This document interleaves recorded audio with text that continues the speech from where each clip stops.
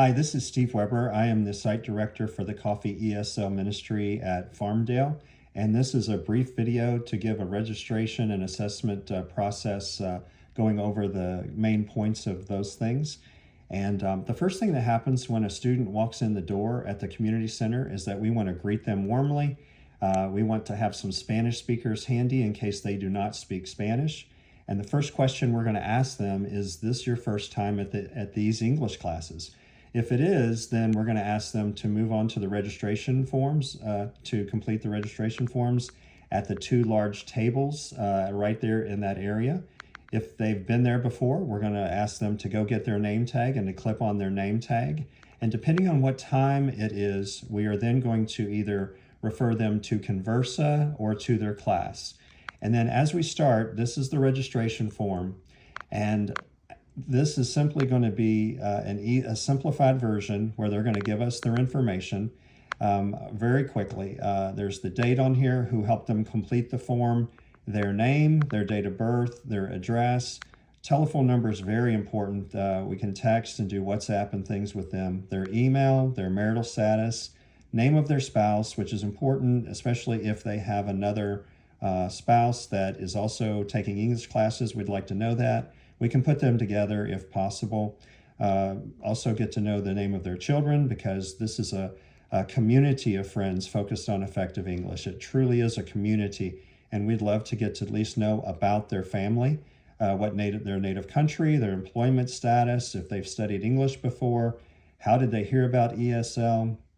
Usually they're going to say it was from a flyer or maybe a social media, but we want to ask a little bit more specifically, like, where did you see the flyer? And then on the bottom of this registration form are asking a few questions. Are you interested in registering things like registering your children for school, a Bible study in Spanish, which is of course very important to us, and citizenship classes. So once they complete this registration form, then we're going to move into the assessment process. On the back of that form is going to be this assessment sheet. And so this is pretty self-explanatory. This has been simplified from what we've used in the past, thanks to Ruth, who, as everyone knows, who knows Ruth, she's absolutely wonderful. So this registration or this assessment, the way that this is going to work is that before the student leaves the registration area, a Spanish speaker is going to let them know that the next step in this is a process where you're going to be assessed. And you're going to be handed some drawings, and you're going to be asked by a non-Spanish speaker about these drawings. And this is going to help us determine which class level is best for you. They're also going to say something like, we have classes here for every level of a Spanish speaker, from those that know absolutely no English all the way up to those who know English very well. And that they are not expected to get all or even most of these answers right. And that's okay. So if you got them all right, you wouldn't need us. And so anyway, this kind of sets them up for this little assessment process not to be stressful and not to be discouraging when they can't answer all the questions. But an English speaker volunteer would then escort them back into the community room, where they're going to wait for a pre-trained volunteer to do the assessment. And we would like only pre-trained volunteers to be in the community room doing assessments before 4 o'clock. And to become a pre-trained volunteer, you need to watch this video that we're doing right here a couple times. You need to look at this assessment form carefully, and then you also need to ask any questions that you have from this form. And then finally, you need to ask questions about it you may have to Ruth or myself. And then the last thing is, during your first assessment, you're going to have Ruth or myself observing to make sure that you don't have any questions or that you don't run into anything that poses a problem. If it's before 4 o'clock, the assessments are going to be done in the community room. If it's after 4 o'clock, we're going to move that to another room or out into the hallway. Now, simply to begin this assessment, the volunteer is going to locate a place where they can sit quietly with the student, have two chairs facing one another. They're going to be given 3 pages of comprehension pictures, and that's what these things are right here. This is the first page. So this is, it would normally be an orange, but we're going to give that to them. We are then going to take their registration form and turn it over, and we are going to put it on a clipboard and have our pen ready, and we're going to have this facing us, and they are going to be holding these papers. We are simply then going to ask them some questions right from the simplified assessment instructions about these drawings. And so that is just going to follow the directions that you just saw here on the actual assessment form. That's why it's important to read this, to make sure that you understand the scoring system, and that we can go from there. Let me briefly go over the assessment, and then we will wrap this up with a few final instructions for you. So as we go down the assessment form, the student's name is on there. This is not a test for them to tell us their name. Just turn the page over, write their name on this, put the date, your name as the interviewer, leave the placement level blank. Then the first part of the assessment is a greeting. You're going to say something such as, "Hello, my name is Steve. What's your name?" If they get that right, you put a 1 in that little blank there, because they've just earned 1 point. If not, don't put anything there. Then move on to the next question. Where are you from? Again, if they answer that, they get a point. If not, they don't get a point. Then we move into the comprehension pictures, the ones you just saw. So we're going to ask the students things like, point to a house. What number is the house? So below the house is a number 4. And then we ask a more complicated question. What is your address? Now, we're not asking this because we need to know it. We've already gotten it from the registration process. We want to know if they can tell us their address. And so anyway, there are 4 questions just like that relate to those 4 pictures you just saw. Very self-explanatory. The next aspect of the assessment is the short conversation. And this is number 6 on the assessment form here. And so it's going to say, tell me a little bit about yourself. That's kind of a complex question. If they can do that, then you're going to get 1 point. And if they can do it in a complete sentence, they're going to get 1 point. If they do it in 2 or more sentences, they get 2 points. You ask a question, might seem a little strange, but why do you want to learn English? There's dozens of reasons they want to learn English.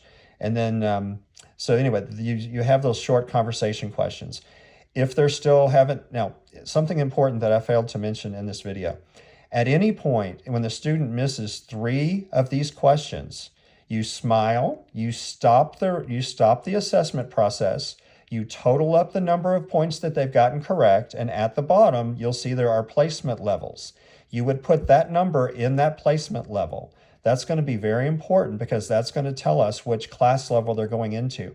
One thing we need to guard against as volunteers is we do not want to try to help them too much with this, because actually you're hurting them by putting them in a higher level than they should be. We've already told them, look, this is an assessment. We know you're not going to get all of these questions right. And as long as we smile and keep it friendly, this doesn't have to be a discouraging process we're following. But let's just assume that they've not missed 3 questions yet. We're going to move on to the shopping picture, which is the second page on the comprehension picture. You're going to just simply, let me just talk about the scoring method, because that's really what you need to know. If they use discrete words or they list some things, that's going to be 1 point. The first question is, what is the woman doing in the picture? If they say shopping or at the market, although that's a short sentence, at the market is a short sentence, I suppose. So anyway, that would be worth 2 points. If it's a short sentence, it's worth 2 points. If they give us 3 or more connected sentences, they get 3 points. So there's a total of 12 points in that little section. Moving on to the final page, there's a speaking about soccer. So the same 3 points scoring method. Just if they get none of the answers right, they get no points. Discrete words or lists get 1 point, short sentences 2 points, 3 or more connected sentences 3 points. The first question about the soccer is, what is the boy with the ball doing? And you just go follow that process. And then finally, the last part of the assessment for advanced English speakers, really, by this point, is called expanded conversation. And it uses the same 3-point scoring method. The first question in that area is, what type of work did you do in your country? So you finish so either when they miss 3 or you get to the end of this assessment, you are going to total up the total number of points that they've got correct. You're going to put those down on the appropriate blank at the bottom of the page.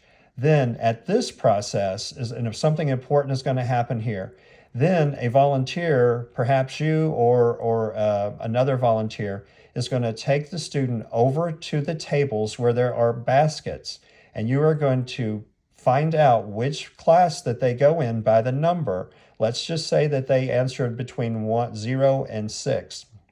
At the bottom of the form, you'll see 0 to 6 is pre-A1 Cycle 1. So you will then get a colored card that corresponds to that class.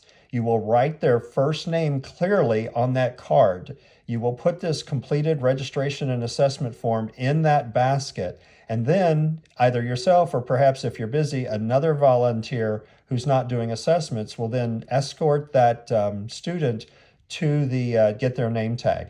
Before they do that, though, that volunteer may also hand them a folder and a spiral notebook and let them know this is for you. And then, so the volunteer takes the student and escorts them to get their name tag. Once their name tag is made, they clip it onto their clothing, high on their clothing where we can all see it. And then that volunteer would then escort that student to the proper classroom. And one final thing, pre-trained volunteers are those that have done these 4 things that I went through earlier, where you've watched the video, you've looked at the assessment form, you've read through the instructions, you've asked questions, you've done an assessment and had Ruth or myself observing, and then we move on from there. If this happens before 4 o'clock, the registration and assessment will be in the community room. Once 4 o'clock hits, though, classes need to start and we need to move these registration or assessments out into the hallway or into the kitchen. So please feel free to contact me anytime if you have any questions. We appreciate you so much for your willingness to serve these people and to love God and to love people through this wonderful ministry. Thank you very much.